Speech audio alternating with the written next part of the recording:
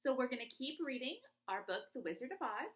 So we're where we left off yesterday. Remember, Dorothy was talking with the Good Witch of the North, who was happy with Dorothy because her house had landed on the Wicked Witch of the East and had killed that witch who no one liked because she kept all the munchkins enslaved. And we left off on this great picture here. And you can see right here the shoes of where the house landed on her. All that was left were the silver shoes. Get where y'all can see the pictures. Okay. She was so old that she dried up quickly in the sun. The silver shoes are yours. She shook the dust out of them and handed them to Dorothy. So y'all might be thinking, but in the movie The Wizard of Oz, the shoes are red. True, but in the original book, which is what this picture book is based off of, the shoes were silver. There is some charm connected with them, but what it is we never knew. I must go home to my aunt and uncle in Kansas, said Dorothy. I'm sure they're worried. Can you show me the way? The good witch said, the land of Oz is surrounded on all sides by a great desert. You must go to the city of emeralds. It is ruled by Oz, the great wizard, who is more powerful than all of the witches together. He may help you.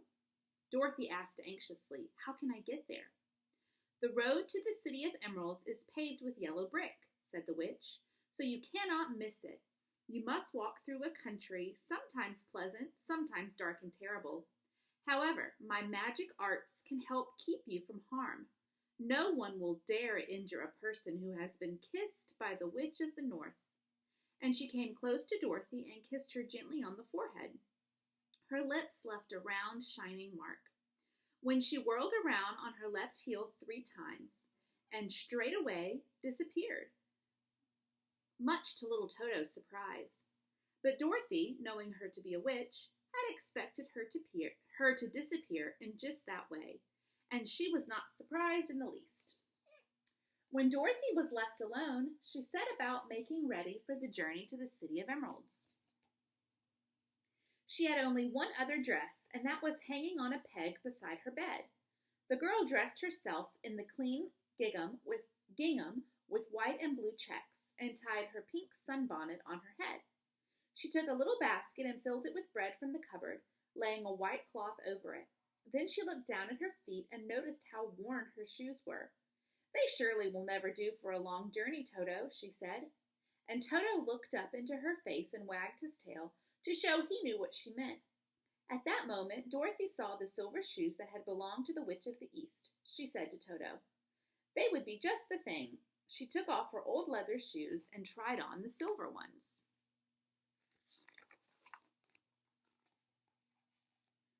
They fit her as well as if they had been made for her. Finally, she picked up her basket. Come along, Toto, she said. We will go to the Emerald City and ask the great Oz how to get back to Kansas again. She closed the door, locked it, and put the key carefully in the pocket of her dress. And so, with Toto trotting along soberly behind her, she started on her journey. There were several roads nearby, but it did not take her long to find the one paved with yellow brick. Within a short time, she was walking briskly toward the Emerald City, her silver shoes tinkling merrily on the hard yellow roadbed. The sun shone bright and the birds sang sweet, and Dorothy did not feel nearly as bad as you might think a little girl would in a strange land. She was surprised as she walked along to see how pretty the country was about her. There were neat fences at the sides of the road, painted a dainty blue color, and beyond them were fields of grain and vegetables in abundance. Once in a while, she would pass a house, and the people came out to look at her and bow low as she went by, for everyone knew she had been the means of destroying the witch. The houses of the Munchkins were odd-looking dwellings, for each was round with a big dome for a roof.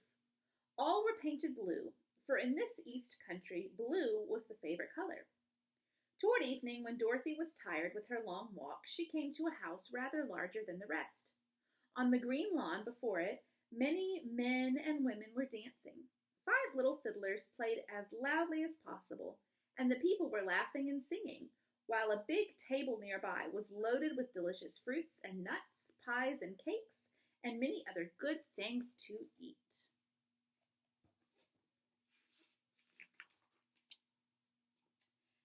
people greeted Dorothy kindly and invited her to supper and to pass the night with them to celebrate their freedom from the bondage of the Wicked Witch.